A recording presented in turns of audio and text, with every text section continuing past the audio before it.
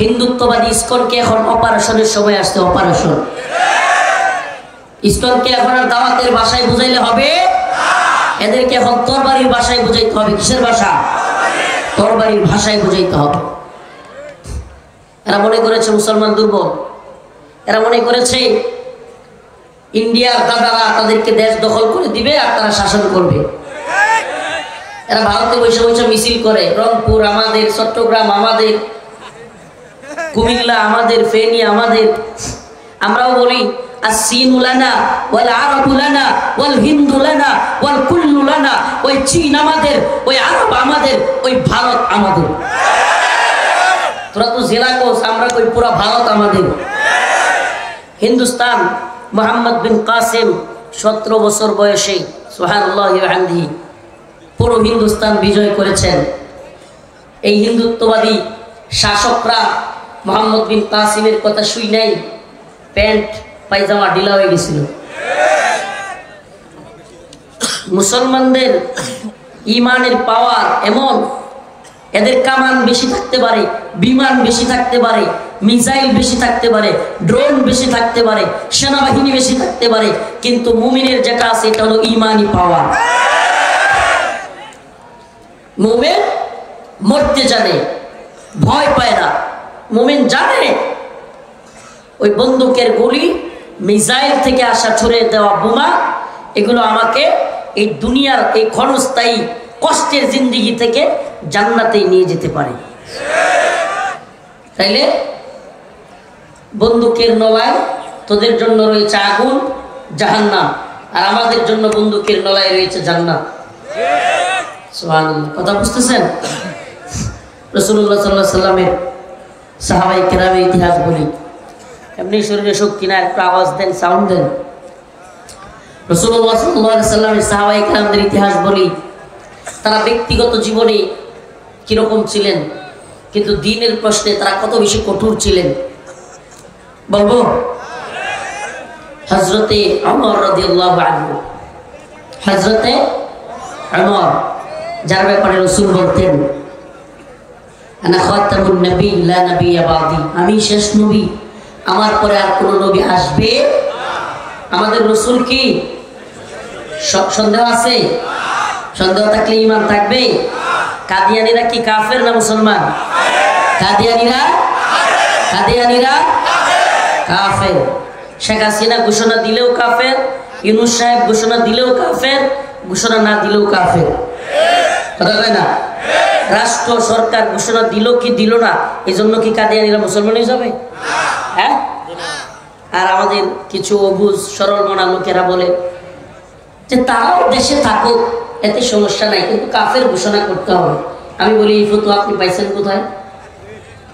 আসলি কাফের আর জিন্দিক কাফের দুইটার মধ্যে পার্থক্য আছে।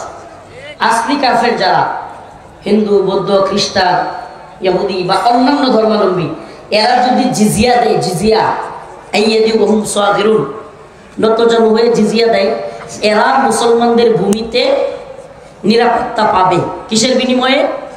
জিজিয়ার বিনিময়ে। কিন্তু ভাই জিন্দিক যেগুলো, মুরতাদ যেগুলো, এগুলো কিন্তু কোনো ধরনের আমানত পাবে না, আমান পাবে না। জানেন এই ফতোয়াটা অনেকে জানে না।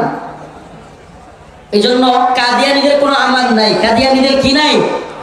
জিজিয়া দিলেও এদের আমান নাই। এই জিন্দিকদের শাস্তি দুইটা, হয় তওবা করবি নাইলে কল্লা ফেলে দেওয়া হবে। এটা ইসলামী শরিয়ার শাসন। হয় তওবা, মুসলমান হবি, নাইলে শেষ করে দেওয়া হবে। এটা ইসলামী শরিয়া আর ফতোয়া। প্রিয় হাজিরিন, জিন্দিকদের শাস্তি বললাম। তো ওমর রাদিয়াল্লাহু আনহুর ব্যাপারে রাসূলুল্লাহ সাল্লাল্লাহু আলাইহি ওয়াসাল্লাম বলেছেন, লাউ কানা বাদি নাবিয়্যান লাকানা ওমর, যে আমার পরে কেউ যদি নবী হইতো, সুবহানাল্লাহ, আমার পরে নবী হওয়ার আর কোনো সম্ভাবনা নাই।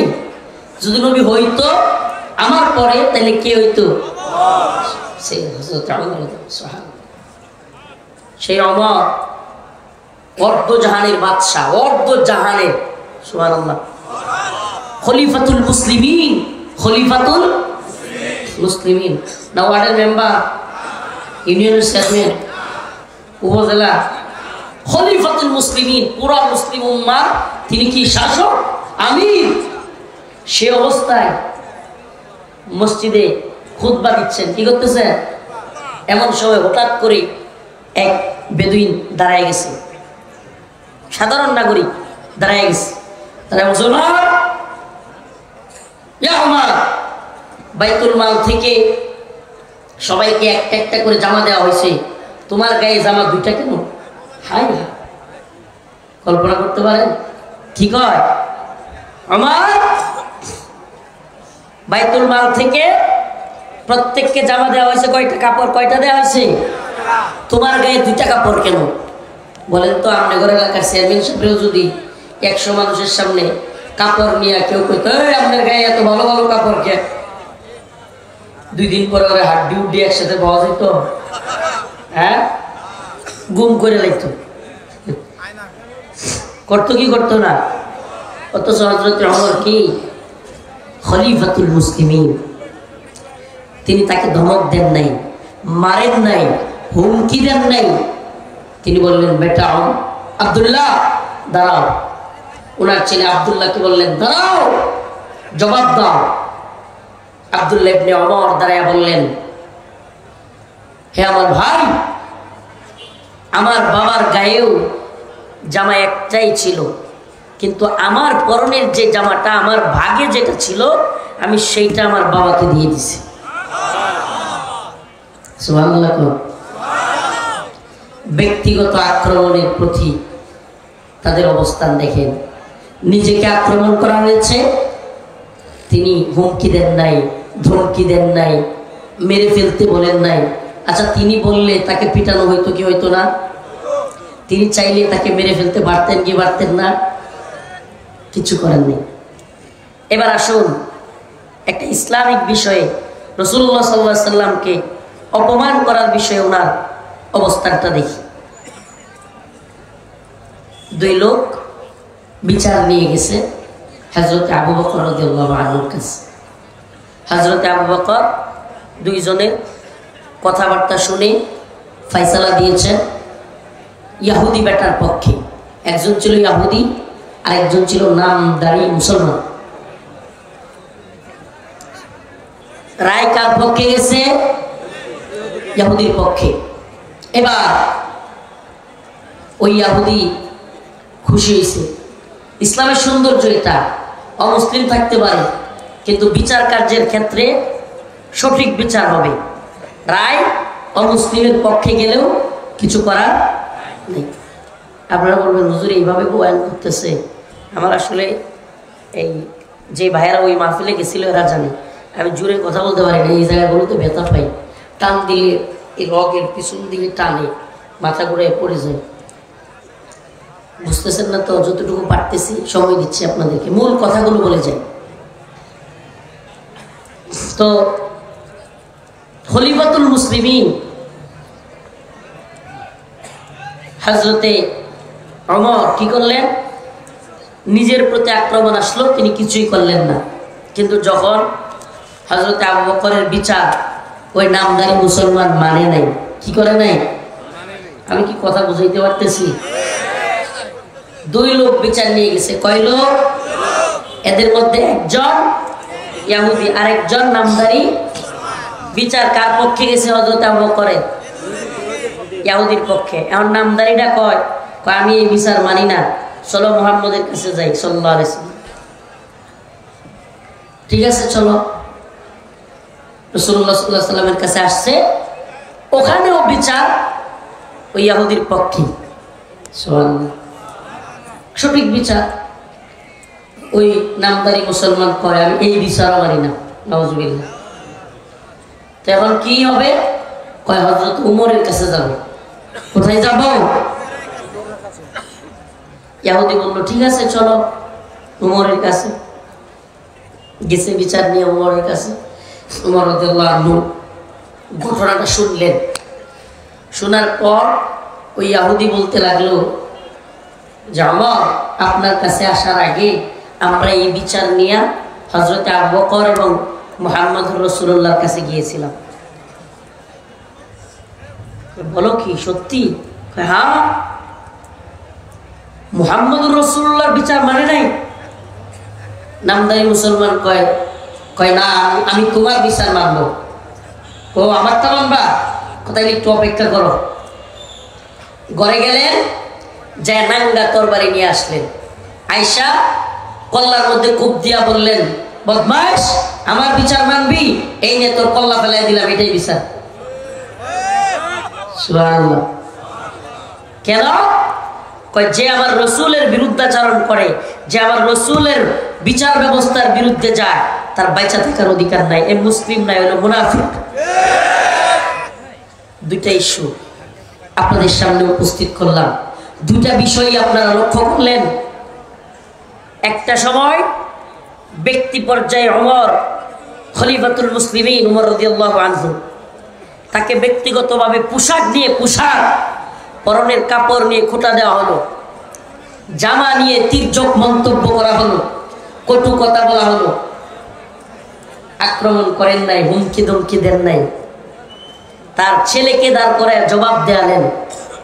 আরেকটা সময় রাসূলুল্লাহ সাল্লাল্লাহু আলাইহি সাল্লামের বিচার মানে নাই, সহ্য করলেন না, কল্লা ফেলে দিলেন। ঘটনার সামনের দিকে যাচ্ছি না, হইচই পড়ে গেল সব দিকে কল্লা ফেলে দেওয়ার পর। তখন কিসাসের আয়াত নাযিল হয়ে গেছে। হাই হাই, কি হবে? উমর মুসলমান মেরে ফেলছে। উমর কি করছে? মুসলমান মেরে ফেলছে। এখন তো উমর কেউ মেরে ফেলা হবে। হাই হাই, সবাই মধ্যে আতঙ্ক। যাক, ওই দিকে গেলাম না। আল্লাহ পাক আয়াত নাযিল করলেন। কি করলেন? সুবহানাল্লাহ। আল্লাহ পাক আয়াত নাযিল করলেন। আয়াত নাযিল করে জানায়া দিলেন যে আমার রসুলের বিচার মানে না, আল্লাহ এবং তার রাসূলের হুকুম মানে না, বিচার মানে না, সে মুমিন নয়। সুবহানাল্লাহ। সে কি নয়? তার মানে আল্লাহ দলিল দিলেন, আল্লাহ ফতোয়া দিলেন, উমর যারে মারছে মুমিনই না। সুবহানাল্লাহ। তো মুমিন রে মারলে না হইল গিয়া কিসাস। হ্যাঁ, মুমিন রে মারলে কিসাস।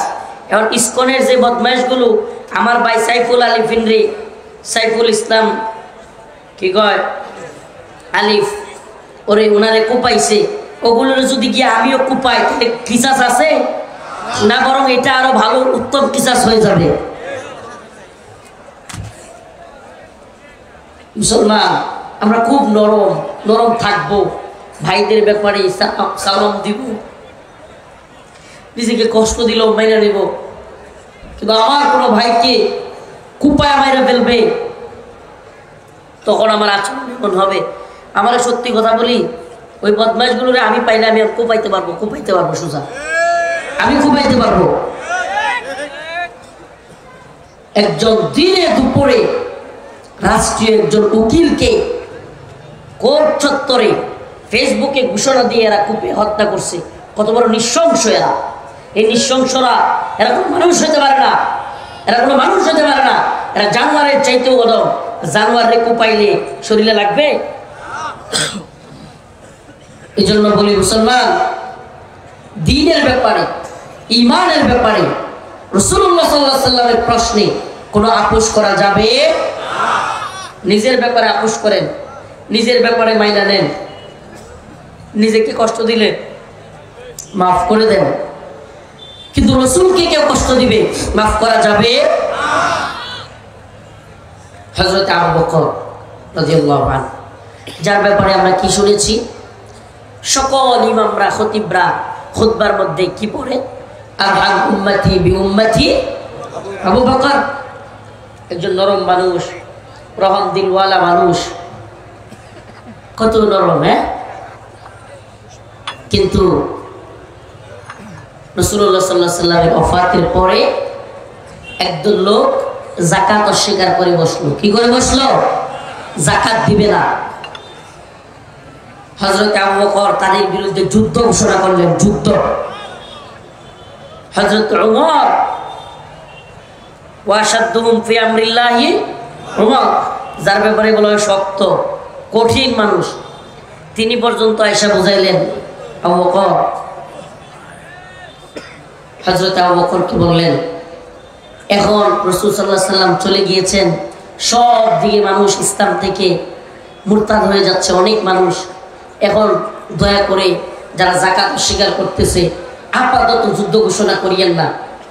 হযরত আবু বকর চিৎকার মেরে বললেন, রাসূলুল্লাহ সাল্লাল্লাহু আলাইহি সাল্লামের জামানায় একটা উটের রশি যাকাত দিত, এমন কোন লোক যদি সেই উটের রশি দিতে অস্বীকার করে, আমি আবু বকর তার বিরুদ্ধে যুদ্ধ ঘোষণা করব।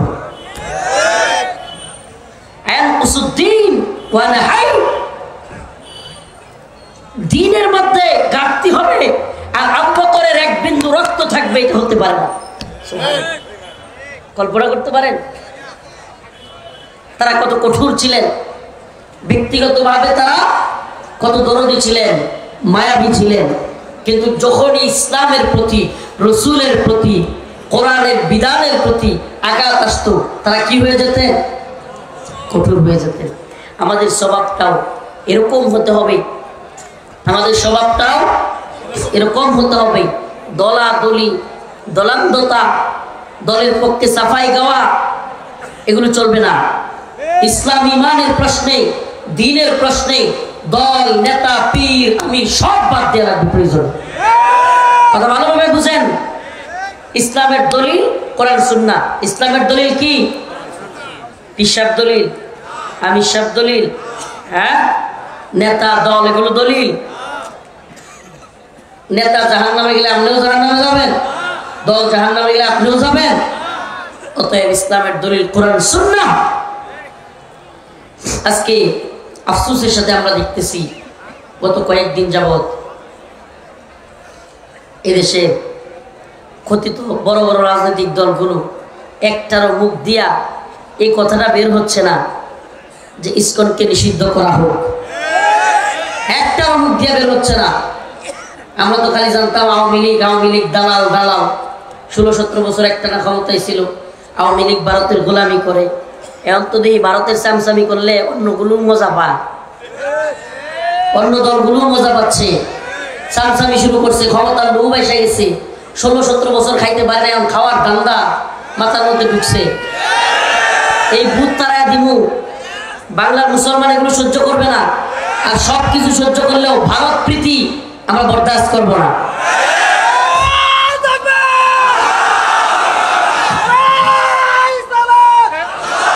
কি সর্বনাশ শুরু হয়ে গেছে, কি সর্বনাশ শুরু হয়ে গেছে।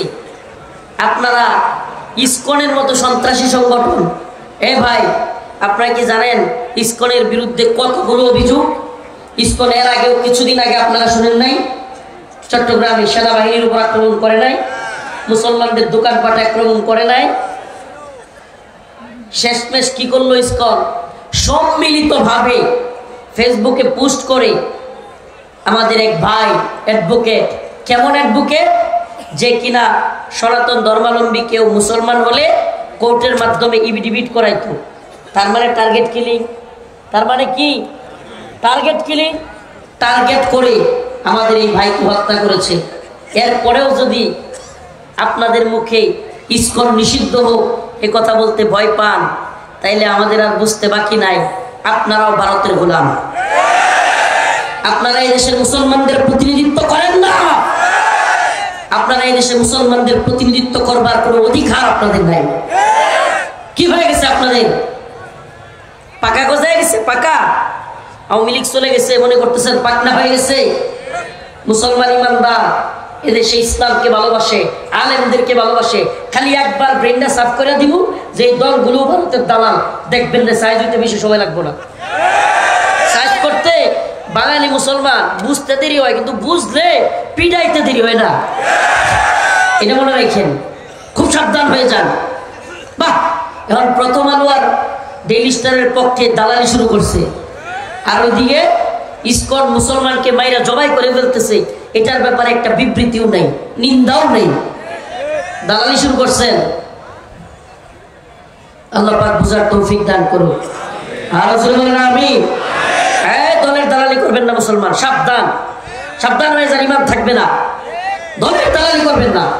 দল, নেতা, পীর, শায়েখ ততক্ষণ পর্যন্ত তাদের কথা বলা যাবে। রাসূল বলেছেন লা তাআতা লিমাখলুকিন ফি মাসিয়াতিল খালিক। আল্লাহর অবাধ্যতায় কোন নেতা, কোন পীর, কোন দলের ইতাআত নাই। আল্লাহকে অবাধ্য করে, আল্লাহকে নারাজ করে কোন নেতা, কোন পীর, কোন দলের ইতাআত চলবে না। নাকি আল্লাহ নারাজ করেও দলের ইতাআত চলবে? হ্যাঁ, রাসূলকে নারাজ করেও চলবে? কথা ভালোভাবে বুঝবার চেষ্টা করবেন। বাঙালি মুসলমানরা আওয়ামী লীগের এত বেশি বিরোধিতা কেন করেছিল? এর মধ্যে অন্যতম একটা কারণ হলো মুসলমানদেরকে বাংলাদেশে ভারতের গোলাম বানাইছিল। আওয়ামী লীগ কি করেছিল? গোলাম বানিয়েছিল। কাঁটাতারের বেড়ায় আমাদের বোন, আমাদের মা, আমাদের ভাইদেরকে গুলি করে মারা হয়তো, আর এই বদমাইশরা বলতো স্বামী স্ত্রীর সম্পর্ক। বলতো কি বলতো না?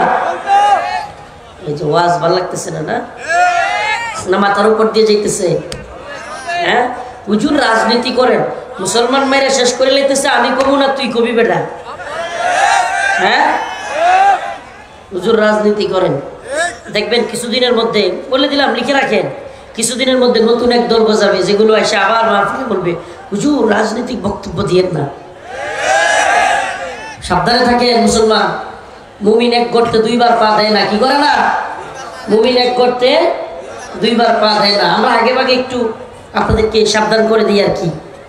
আমাদের কি হবে না হবে, কেডা কি করবে, এগুলো পরোয়া করবার টাইম নেই। আমরা এই উম্মার রাহবারি করি, এই উম্মার জন্য জাতিকে সজাগ করবার জন্য যা যা করা দরকার, যখন যেই মলম দেওয়া দরকার সেটাই দিই।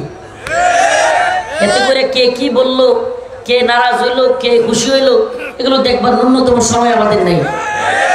কথা ভালোভাবে বুঝবার চেষ্টা করেন। আমাদের কাঁটাতারের সীমান্তে লাশ পড়ে, আর এদিকে তারা আমরুপালি পাঠায়, ইলিশ পাঠায়, ট্রানজিট দেয়, মোংলা বন্দর দেয়, পায়রা দেয়, এরপরে রেল লাইন বাংলাদেশ দিয়া তাদের রাজ্যগুলোতে নিয়ে যাওয়ার জন্য দেয়। এত কিছু দেওয়ার পরেও আমাদের সীমান্ত হত্যা কমে নাই, বরং প্রত্যেকটা সীমান্তে গুলি করে মারে। শুধু কি তাই, এই রংপুর বাই অঞ্চলের মানুষগুলোকে তিস্তা আটকায় দিয়া ফসলের জমিগুলো নষ্ট করে দেয়। এই তো ভারতের বন্ধুত্ব। সময় এসেছে বাংলাদেশ নামক রাষ্ট্র একথা ঘোষণা করবা যে ভারত আমাদের বন্ধু নয়, ভারত আমাদের সবচাইতে বড় শত্রু। এটা স্বীকার করবা সময় এসেছে। এ ভাই, যারা দেশ দখলের কথা বলে, যারা আমার দেশের স্বাধীনতার বিরুদ্ধে কথা বলে, যারা এই দেশের মুসলমানদেরকে শেষ করে দিতে চায়, এরা বন্ধু। স্বামী স্ত্রী সম্পর্ক কি আছে এখনো? না বউ সহ বাঁচছে এই দেশে? নতুন করে এখন কি সম্পর্ক বলবেন? এখন কি বড় গিয়া চলতেছে? এই জন্য বলতেছি মুসলমান, খুব সাবধান হন, খুব সাবধান হন। ভারতের দালালরা, র এবং ইসকনের দালালরা এখনো আওয়ামী লীগ বাদ দিয়েও অন্যান্য দল এবং অন্যান্য এই উপদেষ্টা মন্ডলিত আছে। সাবধান হন। আমরা এই জনস্রোত কি কাজে আসবে যদি এই জাতিকে সচেতনই না করতে পারি? কি কাজে আসবে? ও আমার জাতি, ও দিনাজপুরের মুসলমান সজাগ করে দিয়ে যায়, সজাগ করে দিয়ে যায়। তোমাদের উপরে ঝড়টা বেশি আসে, তোমাদের উপরে কষ্টটা বেশি হয়, তোমাদেরকেই আগে সজাগ হতে হবে। এই সীমান্ত অঞ্চলগুলোতে সজাগ দৃষ্টি রাখতে হবে। এরা আমাদেরকে হুমকি দেয়, ধমকি দেয়, আমরা এদের হুমকি ধমকি পরোয়া করি না। তবে ওদের হুমকি ধমকি মোকাবেলার আগে ওরা যে সমস্ত গোলামগুলোরে বাংলাদেশে রাখছে, আওয়ামী লীগের গোলামগুলোতে লাথি দিছি, নতুন করে কেউ গোলামি করলে এগুলোরও ফ্লাইং কিক দিতে হবে। রাজি আছেন ইনশাআল্লাহ? ভারতের গোলামি বাংলার জমিনে চলবে? ইসকনের দালালি বাংলার জমিনে চলবে? দল করলেও এই কথাটা মনে রাখবেন, ইসকন নিষিদ্ধ হোক, চান কি চান না? কে চান? হাত তুলে লিল্লাহি তাকবীর। ইসকন নিষিদ্ধ হোক চান? দল মত নির্বিশেষে দাবি আমাদের একটাই, ইসকনকে নিষিদ্ধ করতেই হবে। ইসকনকে নিষিদ্ধ করতেই হবে। কি হয়ে গেল এই দলগুলোর নেতাগুলোর? কি হয়ে গেল? গতকালকে একটা ফেস দ্য পিপলের একটা টকশো দেখলাম। টকশোর মধ্যে প্রধান উপদেষ্টা প্রেস সচিব তিনি বলতেছেন বড় বড় রাজনৈতিক দল একটাও চায় না, একটাও বলে না ইসকন নিষিদ্ধের কথা। কল্পনা করতে পারেন? কল্পনা করতে পারেন? মুসলমান চোখ কান খোলা রাখেন। আমি জানি না আপনারা আমাদের কথা বুঝতেছেন কিনা, নাকি দল করেন নেতা ওইগুলোই মাথায় আছে। একটু ওয়াশ করেন ব্লেন্ডারে, হয় হয় ভালো সাবান দিয়ে ওয়াশ করেন, নাইলে পচা সাবান দিয়ে হলে ওয়াশ করেন। ব্লেন্ডারে ওয়াশ করেন, মাথাটাকে সাফ করেন। আপনি কল্পনা করতে পারেন এইভাবে মুসলিমদেরকে হত্যার পরে, সেনাবাহিনীর উপরে আক্রমণ করার পরে, আমার দেশের সার্বভৌমত্বের বিরুদ্ধে কথা বলবার পরেও এই দলগুলো, প্রধান উপদেষ্টার প্রেস সচিব সে বলতেছে কোনো রাজনৈতিক দলই চায় না ইসকনকে নিষিদ্ধ করা হোক। তাইলে এই রাজনৈতিক দলগুলো কি আমাদের মুসলমানদের প্রতিনিধিত্ব করে? হ্যাঁ, প্রতিনিধিত্ব করে। হঠাৎ করে তাদের কি হয়েছে? জাতীয় ঐক্য, জাতীয় ঐক্য। বা মানে এরা একটার থেকে আরেকটার দিকে আমাদেরকে ডাইভার্ট করার জন্য যা মন চায় তা করা শুরু করতেছে। এই জাতীয় ঐক্য মানে এই জাতি তো ঐক্যবদ্ধ আলহামদুলিল্লাহ হয়ে গেছে ভারতের বিরুদ্ধে। জাতি সাইফুল ইসলাম আলিফের হত্যাকাণ্ডের পরে ঐক্যবদ্ধ হয়ে গেছে ভারতের বিরুদ্ধে। নাকি আপনারা এখন জাতীয় ঐক্যর নাম দিয়া হিন্দু, বৌদ্ধ, খ্রিস্টান ঐক্য পরিষদের মতো ঐক্য চান? কোন ঐক্য এটা? হ্যাঁ, কোন ঐক্য? কালিমাত হক উরিদা বিহান বাতিল, কথা সত্য কিন্তু মতলব তো খারাপ। কথা সত্য কিন্তু মতলব কি? খারাপ। এখন জাতীয় ঐক্যর স্লোগান, এই জাতীয় ঐক্য মানে পুরা জাতি হিন্দুত্ববাদের বিরুদ্ধে, ইসকনের বিরুদ্ধে ঐক্যবদ্ধ হয় নাই? হয়েছে কি হয় নাই? এই নতুন ঐক্যের নাম কি? ও হিন্দুদেরকে নিয়ে সবাই ইসকনকে নিয়ে ঐক্য করবো নাকি আমরা? হ্যাঁ, এখন আবার দেখলাম এক উপদেষ্টা মহিলা, পরিবেশ বন নাকি উপদেষ্টা মহিলা, মনে হয় গড় গড়ায় এসি রুম থেকে এসে গড় গড়াইয়া সেলসেলায় কথা বলতেছে। কি ব্যক্তির দায় সংগঠনকে দেওয়া যায় না? ব্যক্তির দায়, ব্যক্তির দায় এটা আমাদেরকে বুঝান আপনারা। ব্যক্তির দায়। এই চিন্ময় কুমার যদি ব্যক্তি হইতো, চিন্ময় দাস সে যদি ব্যক্তি হইতো, গত কয়েকদিন আগে রংপুরে আইসাও বিভিন্ন উস্কানিমূলক বক্তব্য দেয় নাই? হাজার হাজার লাখো সনাতন ধর্মাবলম্বীরা তার ডাকে আসে নাই? তাইলে এ ব্যক্তি হইল কিভাবে? তার জন্য ভারত রাষ্ট্র পররাষ্ট্র মন্ত্রণালয়ের বিবৃতি দেয় নাই? সে ব্যক্তি হইল কিভাবে? আমাদেরকে কি যে বুঝায়।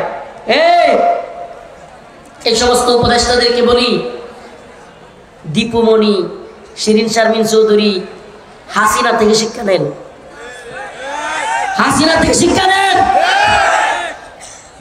মুসলমান যদি একবার বুঝাই দিতে পারি, খালি একবার যদি খালি বুঝাই দিতে পারি যে আপনারাও দুশ্মন এই দেশের, তাহলে একটাও ছাড়বে না দেশের মুসলমান। শরীরটাতে গলাটাতে ওই অবস্থাটা নাই দেখে, মানে শরীরটাতে পারতেছি না, রাগে এদের প্রতি কষ্টে বুক ফাটে যাওয়ার মতো অবস্থা। আমার ভাইকে এভাবে দিনে দুপুরে কুপায় হত্যা করছে। আর এই বদমাশগুলোর না আছে মায়া, না আছে দয়া।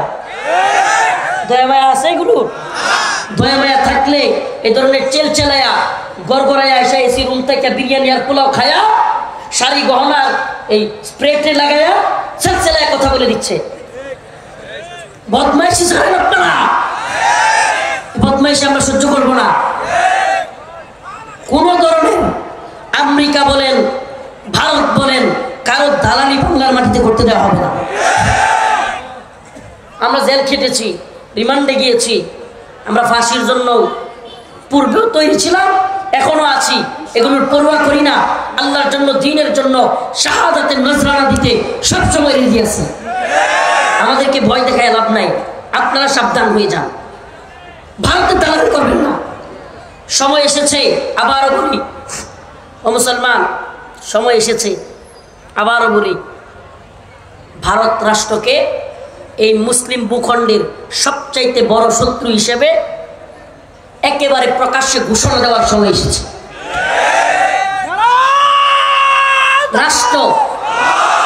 রাষ্ট্র দিলে দেখ, আমি আবারও বলতেছি, আমার কথা বলা বুঝবার চেষ্টা করবেন। রাষ্ট্র কাদিয়ানীদেরকে কাফের ঘোষণা করুক না করুক, এরা কাফের। রাষ্ট্র ভারতকে শত্রু বলুক বা না বলুক, ভারত হিন্দুত্ববাদী রাষ্ট্র আমাদের শত্রু। শত্রুকে যদি বন্ধু মনে করেন, পিছন থেকে ছুরি মারবে। শত্রুকে যদি শত্রু বুঝেন, সামনে থেকে ছুরি নিয়ে আসলেও ইচ্ছা করলে ফিরাইতে পারবেন। ভালোভাবে বুঝবার চেষ্টা করেন।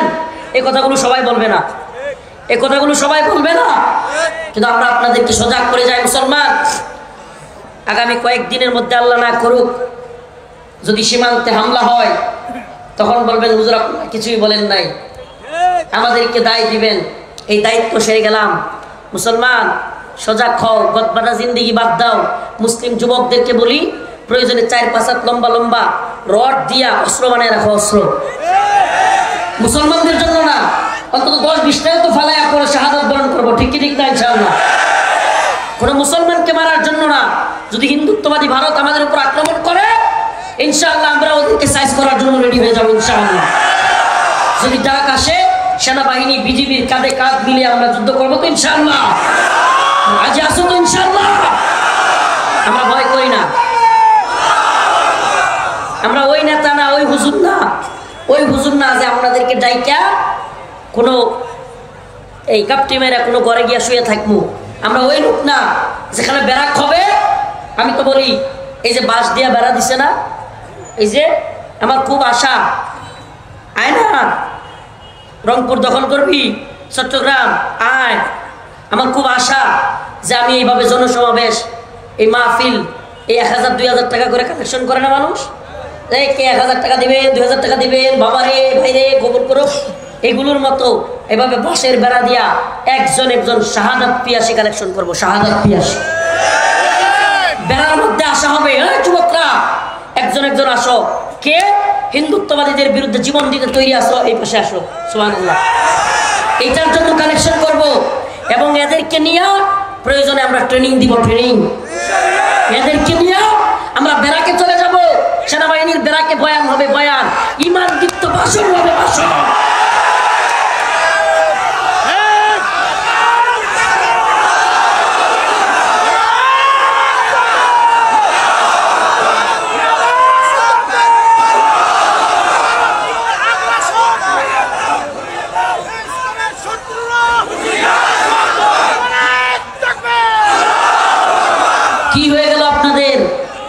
কি হয়ে গেল? হাসেন, বুকা 3বার হাসে, বুকা বুকা গর্দব 3বার হাসে, একবার না বুঝা সবাই হাসতেছে, দাঁত কেলকেলায় হাসে, আবার যখন বুঝে তখন হি হি আরেকবার হাসে। 3 নম্বরে কখন হাসে? যখন মনে হয় আমি না বুঝা হাসছিলাম। তো নিজের গর্দব পরিচয় দিয়েন না। হ্যাঁ, আপনাদের মতো অনেক হাস্যকর জাতি কাশ্মীরে মাইর খাচ্ছে, মায়ানমারে মাইর খাচ্ছে। চেয়ারম্যান মায়ানমারের চেয়ারম্যান এখন রোহিঙ্গা ক্যাম্পে একটু ডাইল ভাতের জন্য সিরিয়ালে দাঁড়ায় আছে। কোথায় দাঁড়ায় আছে? যেই জাতি অচেতন, এই জাতি সবসময় পরাজিত হয়, আর যেই জাতি সচেতন, সেই জাতি সবসময় বিজয়ী হয়। অন্তত সজাগ থাকেন, এই জজবাটাকে, এই ইমানি পাওয়ারটাকে অন্তত জায়গায় রাখেন। ইমানি জজবাটাকে মরতে দিয়েন না। এই জজবাটাই শাহাদাতের পর্যন্ত নিয়ে যাবে আপনাকে। আমরা শহীদ হব, কিন্তু ভারতের গোলামি করব না, গোলামি করব। প্রিয় হাজিরিন, প্রিয় উম্মাহ, প্রিয় জাতি, এজন্য বলি, যে দলই করেন, দলের নাম বলতে চাই না, কিন্তু দলের অন্ধভক্তি হয়েন না, শায়েকের অন্ধভক্ত হয়েন না, পীরের অন্ধভক্ত হয়েন না, আমির সাহেবের অন্ধভক্ত হয়েন না। কোন দল, কোন পীর, কোন শায়েক আমাকে বেহেশতে নিতে পারবে না। অতএব এই ব্যাপারে সজাগ থাকতে হবে। যদি কোনো দল ক্ষমতার লোভে ভারত প্রেমী হয়ে যায়, ওই দলকেও আমরা বয়কট করতে ন্যূনতম চিন্তা করব না। রাজি আছেন ইনশাআল্লাহ? মুহাম্মাদুর রাসূলুল্লাহ ওয়াল্লাযীনা মা'আহু আশিদ্দাউ আলাল কুফফার রুহামাউ বাইনাহুম। কি বলবো ভাই, কষ্টে বুক ফাইটা যায়, মানুষকে বুঝাইতেও পারি না আমাদের কষ্টগুলো। কি মনে করেন খালি আপনারা এত মানুষ আইছেন এই জন্যই মাহফিলে আসছি? 5 দিন মাহফিল বন্ধ ছিল। সাইফুল ইসলাম আলিফ ভাইয়ের হত্যার পর থেকে প্রত্যেকটা মাহফিলে শরীক হওয়ার চেষ্টা করতেছি, শত কষ্ট নিয়েও একটা মেসেজ দেওয়ার জন্য এই জাতিকে। ও আমার জাতি, ও আমার জাতি, অবস্থা খুবই শোচনীয়, অবস্থা খুবই শোচনীয়। তোমরা যাদেরকে জাতীয় নেতা মনে করো, তোমরা যাদেরকে এদেশের কান্ডারি বা এদেশের রাষ্ট্রীয় দায়িত্বশীল মনে করো, এদের অনেকের মধ্যেই রাষ্ট্রের প্রতি, জাতির প্রতি কোনো দরদি নাই।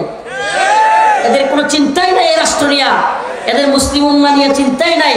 এরা পকেট আর পেটের দান্দার, ক্ষমতার দান্দা করে। তুমি একদম সাধারণ দিনমজুর হইতে পারো, খেটে খাওয়া মানুষ হইতে পারো, কিন্তু তোমার অন্তরে যদি দিনের প্রতি, উম্মার প্রতি, জাতির প্রতি ভালোবাসা থাকে, ওই নেতা এমনকি ওই সামরিক কমান্ডার ইতিহাস এমনও পাওয়া গেছে যে কোনো দেশের সাথে কোনো ইসলামের সাথে যুদ্ধ লাগছে, দেশের সাথে যুদ্ধ লাগছে, সামরিক কমান্ডার বিপক্ষ দলের দালাল হয়ে গেছে, আর সাধারণ পাবলিক সেনাবাহিনীতে যোগ দিয়া নিজের জীবন উৎসর্গ করছে। ইতিহাসে আছে না নাই? সেনাবাহিনী কি করলো? সেনাবাহিনীর সৈনিক রাজাকার হয়ে গেছে, দালাল হয়ে গেছে, আর সাধারণ পাবলিক খেটে খাওয়া মানুষ সৈনিক হয়ে গেছে। আছে কি নাই? এজন্য আমাদের দায়িত্ব এই সাধারণ পাবলিককে বোঝানো। প্রিয় ভাইরা আমার, বন্ধুগণ আমার, এই হিন্দুত্ববাদী ভারত যেই পরিমাণে উস্কানি দিচ্ছে, আমার তো মনে হয় এই চিন্ময় কুমার দাসকে রিমান্ডে নিয়ে পিটাইলেই সকল তত্ত্ব বের হয়ে যাবে ভারত কি কি ষড়যন্ত্র করতেছে। নাহলে একটা লোকের জন্য ভারত বাংলাদেশকে থ্রেট দেয় কেন? কাহিনী কি? বাংলাদেশকে থ্রেট দিতেছে একটা লোকের গ্রেফতারের জন্য। একটা লোকের জন্য সীমান্ত সিলগালা করে দিবে, সীমান্তে বাণিজ্য বন্ধ করে দিবে, ভিসা বন্ধ করে দিবে, হাই কমিশন ঘেরাও করতেছে। আপনারা কি এগুলো দেখতেছেন না? তার মানে কি?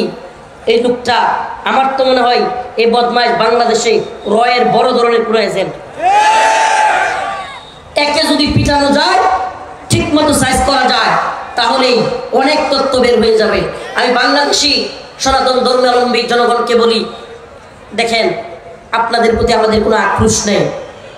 এই বাংলাদেশে আমরা সবাই মিলে বসবাস করি, আপনাদের প্রতি কোনো আমাদের আক্রোশ নেই। কিন্তু সাবধান, ভারত প্রীতি দেখাবেন না। ভারতের ভূত মাথা থেকে জেনে ফেলে দেন। এটা দেশ আমাদের সকলের, এদেশে আমরা মিলেমিশে থাকবো। এদেশকে যারা অস্থিতিশীল করতে চাইবে, উস্কানি দিবে, সেই ইসকন এবং সেই চিন্ময় কুমার দাসদের বিরুদ্ধে দাঁড়ান, তাইলে বুঝবো আপনারাও দেশকে ভালোবাসেন। আর যদি ভারতের সাথে সাথে আপনারাও আমাদেরকে হুমকি দেন, তাইলে বুঝবেন আমরা আপনাদের বন্ধু নই, আমাদের আসল রূপ আপনারাও দেখতে পাবেন। আল্লাহ পাক আমাদের বুঝার তৌফিক দান করুন। আজকের আলোচনা দিলে আমরা কি বুঝলাম? আল্লাহ রসুল এবং তার সাহাবীরা আশিদ্দাউ আলাল কুফার, কাফের মুশরিকদের ব্যাপারে কি শক্ত, রুহামাউ বাইনাহুম, নিজেরা নিজেদের মধ্যে কি সহনশীল, দরদওয়ালা। আমরাও যারা আমাদের ব্যাপারে সহনশীল, আমরাও তাদের ব্যাপারে কি। কিন্তু ইসকনের ব্যাপারে সহনশীলতা, এটা কি ঠিক হবে? একটা কথা বলে দিই, জালেমের প্রতি উদারতা মাজলুমের সাথে গাদ্দারি। জালেমের প্রতি উদারতা, মাজলুমের সাথে, এই ইসকনের সাথে, চিন্ময় কুমার দাসের সাথে উদারতা দেখানো আমার ভাই শহীদ সাইফুল ইসলাম আলিফ ভাইয়ের সাথে গাদ্দারি। ঠিক কি ঠিক না? অতএব আমরা আমাদের সোহাদাদের সাথে গাদ্দারি করব। আসুন সবাই মিলে শহীদ সাইফুল ইসলাম আলিফ, শহীদ আবরার ফাহাদ এবং আরও যারা যারা ফিলিস্তিনের মুসলমান আছে তাদের জন্য দোয়া করি। সকলেই একটু হাত তুলি, মুসলিম উম্মার জন্য দোয়া করি এবং কথার কথা না, সজাগ থাকি। যে কোনো মুহূর্তে যে পরিস্থিতি হয়েছে, এই আপনারা মনোযোগ দিয়ে বাবা শুনেন, হাইকোর্টের একজন, সর্বোচ্চ আদালতের একজন অ্যাডভোকেট ব্রিফ করতেছে সাংবাদিকদেরকে। আপনারা কেউ দেখছেন কিনা? সাংবাদিকদেরকে ব্রিফ করতেছে, সেখানে উনি নিজে স্বীকার করছে যে ভারত বাংলাদেশকেও সিকিম কিংবা হায়দ্রাবাদের মতো দখল করতে চায়। কল্পনা করতে পারেন? এই জন্য দখল করার চক্রান্ত রুখে দিতে হবে। সমস্ত ষড়যন্ত্রের বিরুদ্ধে জাতিকে ঐক্যবদ্ধ করতে হবে, মুসলিম উম্মাকে ঐক্যবদ্ধ করতে হবে। আর ইসকনের বিরুদ্ধে মুসলিম উম্মা ঐক্যবদ্ধ। সবাই একটু ইস্তেগফার পড়েন। আর কেউ আছে আলোচনা? ইস্তেগফার পড়েন। আস্তাগফিরুল্লাহ, আস্তাগফিরুল্লাহ। যারা ছবি লাগাইছিলেন এরা বিশেষ করে তওবা করেন, বিশেষ তওবা আল্লাহর কাছে। আস্তাগফিরুল্লাহ ওয়া আতুবু ইলাইহি, আস্তাগফিরুল্লাহ ওয়া আতুবু ইলাইহি।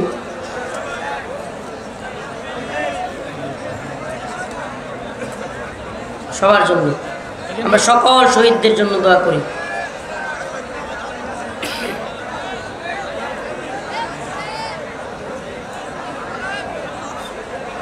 এই যে দেখেন মাত্র নিউজ দেখছেন অবস্থা, এরা মিছিল করতেছে, বাংলাদেশের পতাকা পায়ে মারাইয়া পুরাইয়া বাংলাদেশের বিরুদ্ধে ভারতে মিছিল করতেছে। কল্পনা করা যায়? এরপরেও যদি এই দলগুলোর ব্যাপারে, ইসকনের ব্যাপারে আমাদের রাজনৈতিক দলগুলোর কথা না আসে, এর সাথে লজ্জার আর কিছু হইতে পারে না।